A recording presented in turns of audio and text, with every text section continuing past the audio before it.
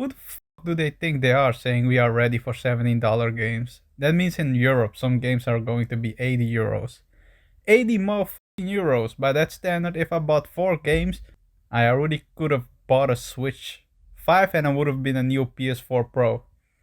Oh, also, I forgot to say, hi guys, how are y'all doing? Hopefully you're all healthy and well. So, what am I going to do is ranting about Take-Two's statement about gamers being ready for $17.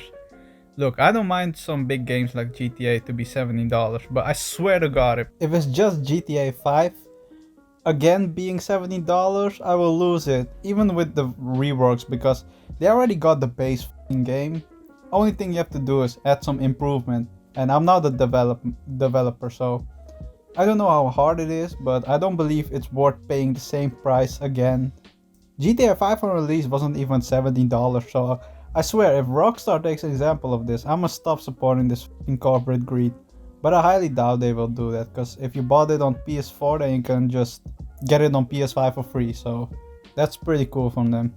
And I know Take-Two said they're going to look in which games qualify to be $17, but it's like, if games are going to be priced that way, then at least for God's sake, dim down with the DLC expansion and shit.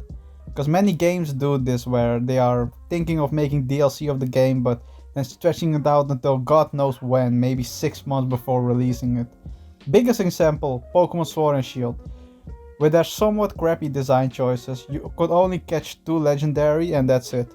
New legendaries were in the DLC expansion, and my god, didn't have time to wait so long just for a DLC of a game I'm already not interested anymore.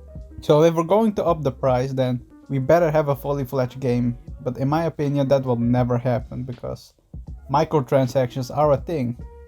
People will say, oh, I don't care if it's $100 as long as it has everything in it, are too optimistic, because if it isn't games like Horizon, Assassin's Creed, or even a Mario game, and upping the price has no benefits to the user. Hear me out, okay?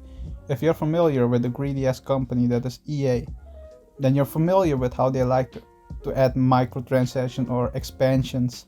EA had back in the day some of the best games, fully fledged and hours of gameplay. But nowadays all you see is microtransactions and DLCs. What's not to say companies are going to get greedier? And listen, alright? Before you start hating, I generally don't hate DLCs, alright? I think it has purpose, like saying expanding the base game, because sometimes people demand more things to do in the game because they enjoy a certain aspect of the game, and also just because they couldn't make the changes for a certain deadline, whether it be multiplayer things or a new side story. But there's always the possibility of a company upping the price and still having the same tactics just to gain more money.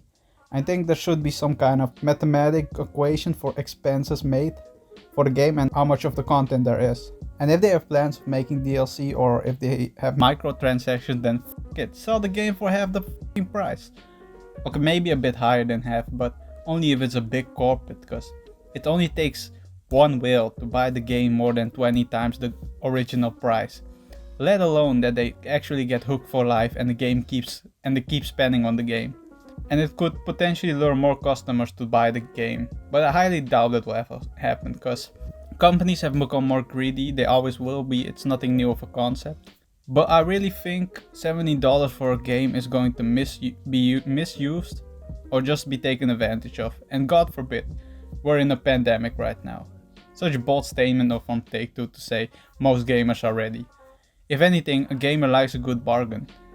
Anyway, that's all I can say about this. Stretching it has no point, otherwise I will be just repeating myself. So, was there anything else I wanted to talk about? Because this is a random thoughts video. Oh yeah, I heard Charli the Amigo is going to quit the TikTok. Yeah, sure you are. I'm already calling it. She's going to return to TikTok. Either that or she's shooting for higher things. Look, I don't hate the Aminos, but I do think their fame is undeserved. And I don't think that's their fault at all. Just TikTok people, and it's like, who else would TikTok make famous if it wasn't the Aninos, A unfunny old Vine star, or perhaps just someone for their looks? Oh wait, they're already doing that. Don't believe me? Check my video. Why white people mostly get famous on TikTok. Or don't, whatever. F you. Just kidding. Appreciate you making this far into this video. And listen, okay? Come closer, child. It will mean a lot if you subscribe. And on that note, ladies and gentlemen, I have to end this video. Let me know what you think about $70 games. It's cool if you disagree, we all have different opinions, but don't you dare play a sad violin song for the companies like, expenses are way too high, how are they going to manage by not doing that? Listen buddy, up your game if it's worth it, alright? But don't throw in microtransactions on DLC announcement after the game released for a month. I heard somewhere companies wait around 3 months, but take that with a grain of salt. Massive if you will, I have no source for it. But yeah, I don't think $70 should be the standard at all, but that's just my opinion anyway. So this has been Broski. Goodbye.